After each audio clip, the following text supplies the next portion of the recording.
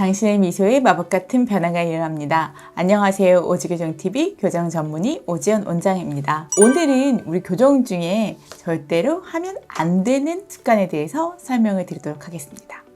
일단 첫 번째, 딱딱하고 질긴 음식을 자주 먹는 행위입니다. 일단 딱딱하고 질긴 음식을 많이 먹으면 브라켓이 떨어질 수 있어요. 자꾸 브라켓이 떨어지면은 치료 진행이 제대로 되지 않겠죠. 나는 딱딱한 음식을 잘 먹었는데 브라켓이 안 떨어졌다. 나는 괜찮지 않을까? 이렇게 생각하기 쉬운데 또 딱딱하고 질긴 음식을 먹으면 브라켓이 안 떨어지더라도 와이어가 휘었을 때가 있어요. 그래서 저희가 가끔 환자분들 와이어를 빼다 보면 와이어가 제가 처음에 넣어드린 모양이 아니고 이런 식으로 구불구불해서 있기도 하고 아니면 한쪽으로 확 파여 있기도 하고 그렇거든요. 그래서 와이어가 이제 저희가 넣어드린 모양 그대로 있어야 이제 원하는 대로 치아 이동이 일어나는 거고요. 와이어가 휘어지면 원하는 대로 치아 이동이 일어나지 않게 됩니다. 두 번째, 신젤리나 단 음식, 끈적끈적한 음식을 계속 먹는 것입니다. 일단은 그냥 점착성이 없는 음식과는 달리 끈적끈적한 음식들은 치아 브라켓 주변에 붙기 때문에 입안에 머무르는 시간이 길고 또 치아 주변을 탈을 시키거나 충치를 만들기가 쉽습니다. 그래서 떡이나 젤리나 엿 이런 것들은 조금 피해 주시는 것이 좋습니다. 세 번째, 분노의 양치질입니다.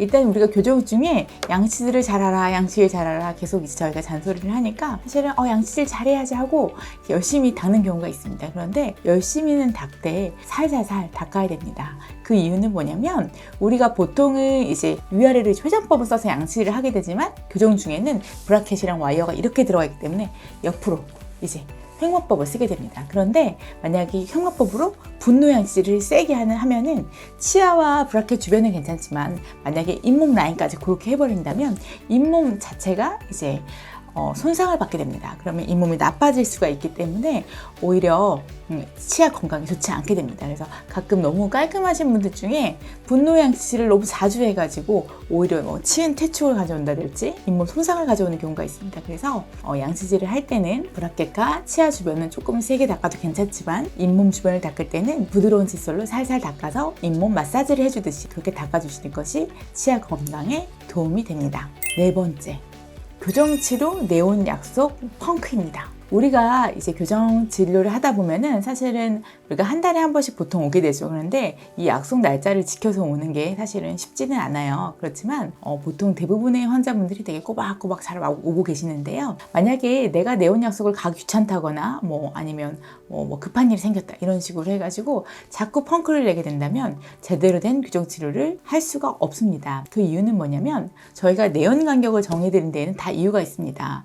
보통 우리가 교정을 진행을 할 때 저희가 어떤 치아 이동을 예상을 하고 나서 와이어를 넣어드리고 3주 있다 오세요, 4주 있다 오세요 하는 이유는 그 기간 동안에 의사가 원하는 만큼의 충분한 치아 이동이 일어나기를 기대하는 경우입니다. 하지만 만약에 그 기간을 지나서 한 주 정도는 괜찮겠지만 5주, 6주 이렇게 넘어가면은 사실은 원하지 않는 치아 이동도 일어날 수가 있습니다. 이거는 어떤 와이어를 어떻게 이동시키는 따라 다르기 때문에 모든 경우에 해당되는 경우는 아니지만 어떠한 경우에는 그렇게 되는 경우도 있습니다. 그러면 처음에 의사가 원하는 대로 치아 이동이 일어나지 않고 더 이상의 안 좋은 부작용이 일어났다면 그 부작용을 다시 해결하기 위해서 또 시간이 걸리게 되겠죠. 그래서 내가 내온 간격을 임의대로 조정을 해서 일주일 더 늦게 오거나 2주 더 늦게 오면은 그 1, 2주만 늘어나는 게 아니고 총 치료 기간이 훨씬 더 늘어나게 됩니다. 그래서 내온 간격은 병원에서 지시하시는 대로 잘 지켜주시고 혹시라도 일이 있어서 이제 못 오시거나 할 때는 꼭 병원에 연락을 취하셔서 내온 간격을 조절하시기 바랍니다. 다섯 번째, 앞니를 부딪힐 수 있는 격렬한 운동은 피하는 게 좋습니다. 물론 앞니를 부딪히는 운동은 교정 중이 아닐 때에도 항상 조심해야 되는 부분인데요. 하지만 교정 중에는 전반적으로 치아 자체가 이동을 하기 위해서 치주인대가 넓어져서 치아의 이동 범주가 큰 편입니다. 그럴 때 격렬한 운동, 권투, 이런 걸로 인해서 만약에 앞니 쪽이 손상이 가해지게 된다면 치아는 더 많이 움직이고 더 크게 손상이 될 수밖에 없습니다. 그래서 웬만하면 앞니 쪽 치아를 다칠 수 있는 운동을 조금 피해 주시는 게 좋고 만약에 운동을 하게 되면 마우스피스 같은 치아를 보호할 수 있는 장비를 이용하는 것도 도움이 됩니다.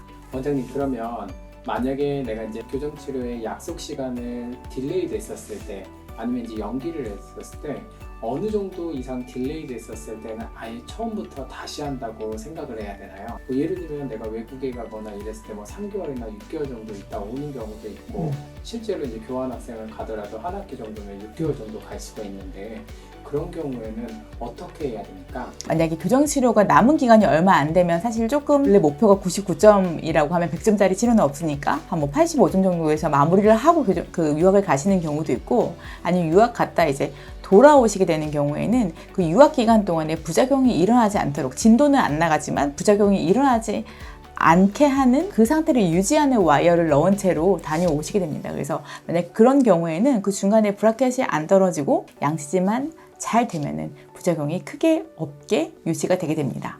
처음부터 다시 하는 경우는 없습니다.